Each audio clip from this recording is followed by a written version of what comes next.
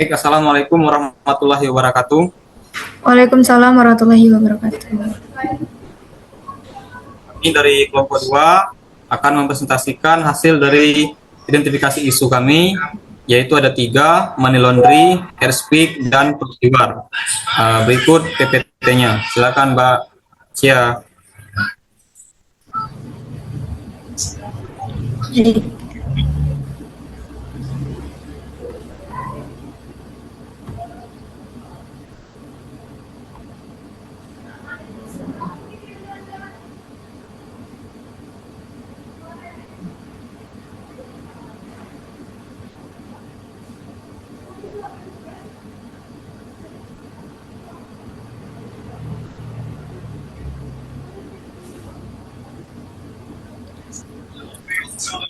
Baik, berikut nama-nama kelompok dari kelompok 2. Pertama ada Erisia Rulis Nadia Prisli, kedua ada Rizky Miliani, ketiga ada Saupi, 4 Cindy Agus Merdekasari, kelima ada Wesley Julistian Ambarita. Next.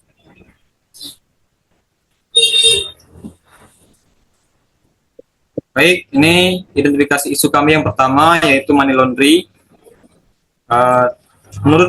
Menurut data sepanjang tahun 2004 hingga awal 2025, Pusat Pelaporan dan Analisis Transaksi Keuangan atau PPATK menerima jutaan laporan transaksi keuangan mencurigakan per bulan.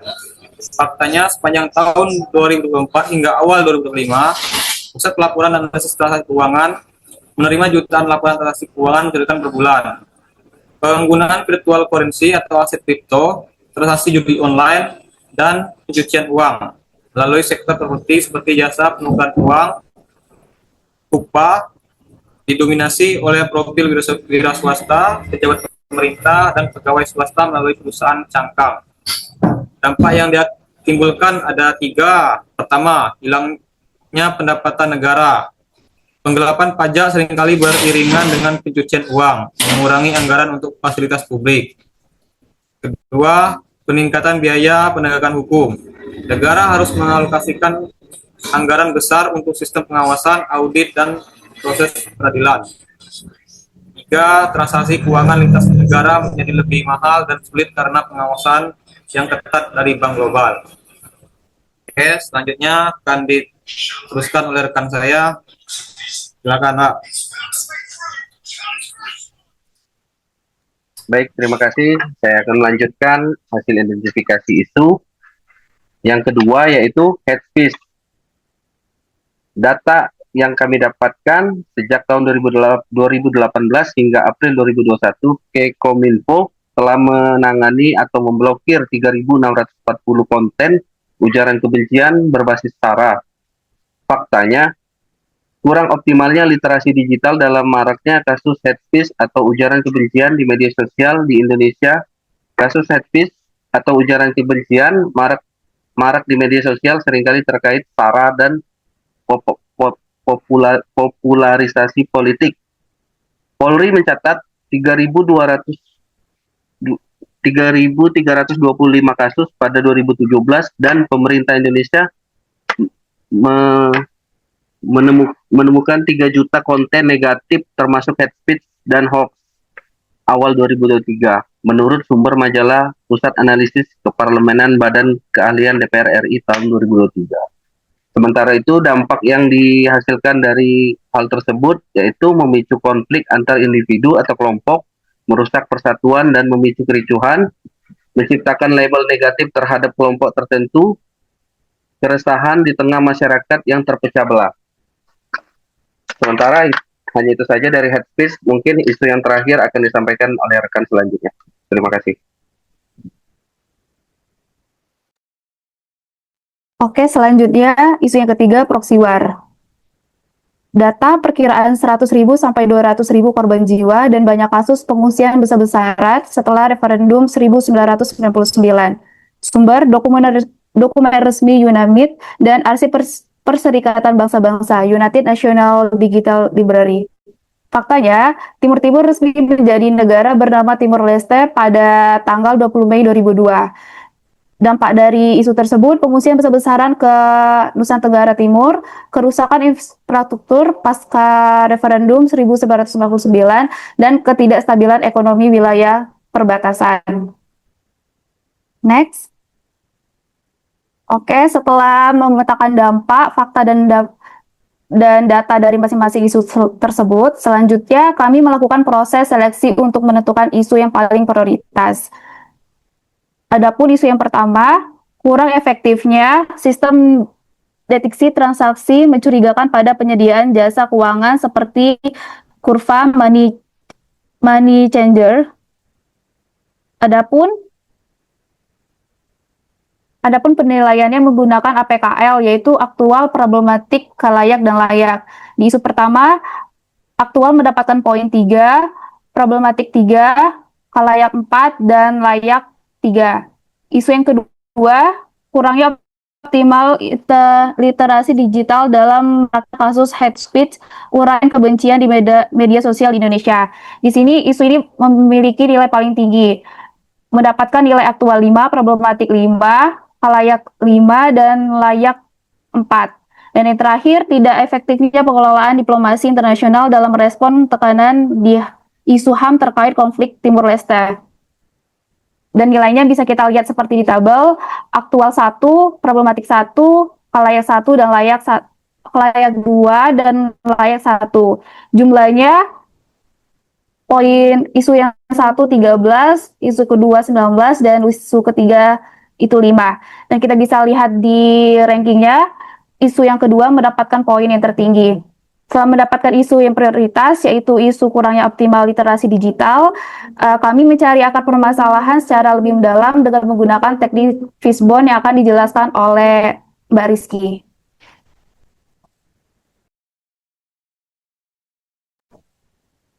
Baik, di sini saya akan menjelaskan untuk metode kita menggunakan metode fishbone, kurang optimalnya literasi digital dalam maraknya kasus hate speech di media sosial di Indonesia. Jadi, terjadinya marak kasus hate speech ini ada 4 faktor penting yang sangat mempengaruhi. Pertama, itu di lingkungan pendidikan.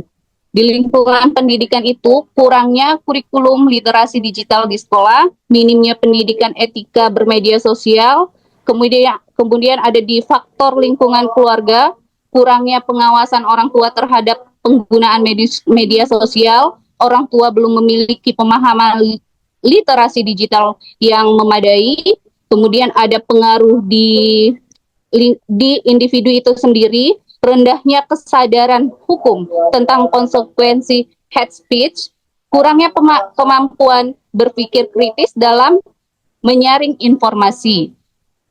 Yang keempat ada di faktor sosial dan budaya. Budaya berkomentar negatif dan saling menyerang di media sosial, polarisasi politik dan perbedaan pandangan yang tajam. Kemudian kurang optimalnya di literasi digital itu, yang pertama, kurang pengawasan orang tua terhadap penggunaan media sosial, orang tua belum memiliki pemahaman literasi digital yang memadai. Untuk sosial budaya komentar negatif dan saling menyerang di media sosial yang sangat marak di Indonesia saat ini, polarisasi politik dan perbedaan pandangan yang tajam, normalisasi ujaran kebencian sebagai hal biasa.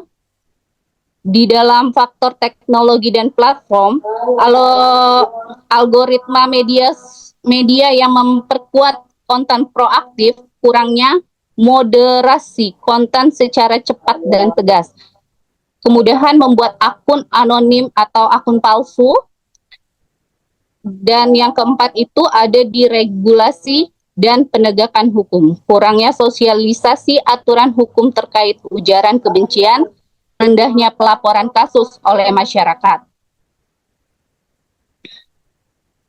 Untuk strategi penanganan maraknya hate speech akibat kurangnya literasi digital, menggunakan analisis SWOT, kami dapat menyimpulkan di sini dengan strengths atau kekuatan. Jumlah pengguna internet tinggi, dukungan pemerintah terhadap program literasi digital, banyak komunikasi dan organisasi peduli edukasi digital. Kemudian kelemahannya terletak pada tingkat literasi digital belum merata, rendahnya kesadaran etika bermedia sosial, mudah terprovokasi dan kurang berpikir kritis. Untuk opportunities, peluang, perkembangan teknologi untuk moderasi konten, kolaborasi dengan influencer dan tokoh publik, program edukasi digital berbasis sekolah dan kampus. Kemudian di threats, ancaman, itu penyebaran hoax dan provokasi berbasis sara, polarisasi politik di media sosial, akun anonim yang memicu ujaran kebencian. Strateginya dapat kita lakukan dengan memanfaatkan dukungan pemerintah dan komunitas digital untuk memperluas kampanye literasi digital melalui media sosial dan institusi pendidikan. Strategi watch-nya itu kita bisa mengatasi rendahnya literasi digital dengan memanfaatkan teknologi dan program edukasi daring seperti daring melalui kampus ya, seperti itu. Terus ada strategi ST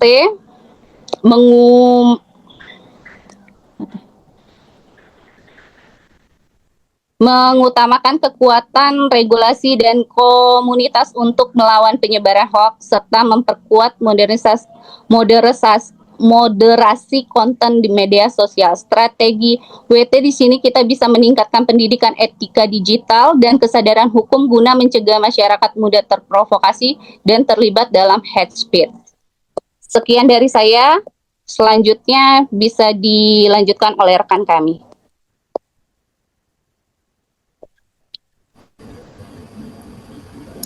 Baik, saya akan melanjutkan ke slide berikutnya, yakni upaya pencegahan atau antisipasi. Yang pertama adalah pada tataran kebijakan. Pada tataran kebijakan ini terbagi menjadi dua. Yang pertama adalah sosialisasi dan penegakan hukum untuk meningkatkan edukasi kepada masyarakat tentang konsekuensi hukum ujaran kebencian dan menegakkan aturan secara konsisten. Yang kedua adalah kolaborasi dengan platform media sosial, mendorong peningkatan moderasi konten, fitur pelaporan yang mudah, serta peringatan otomatis untuk komentar berpotensi ofensif. Upaya yang kedua adalah pada tataran implementasi sehari-hari, ini terbagi menjadi 4. Yang pertama adalah tidak menyebarkan informasi sebelum melakukan verifikasi, menghindari komentar provokatif dan menghargai perbedaan pendapat. Yang ketiga, melaporkan konten hate speech di media sosial. Yang keempat, membiasakan komunikasi yang santun di lingkungan keluarga dan pertemanan.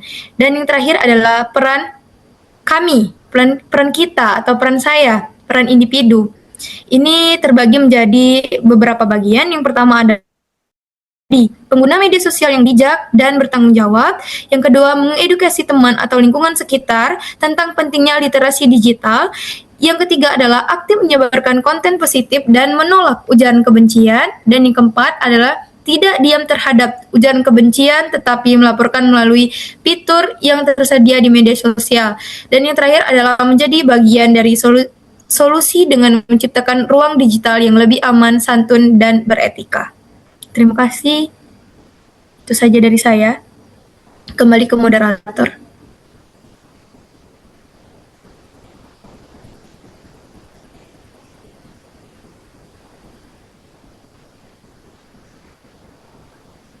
Baik, itulah hasil dari kerja kelompok kami tentang identifikasi isu. Baik, untuk sekarang saya Saupi dan mewakili teman-teman sekalian undur diri. Wassalamualaikum warahmatullahi wabarakatuh. Waalaikumsalam. Waalaikumsalam warahmatullahi wabarakatuh. Warahmatullahi wabarakatuh.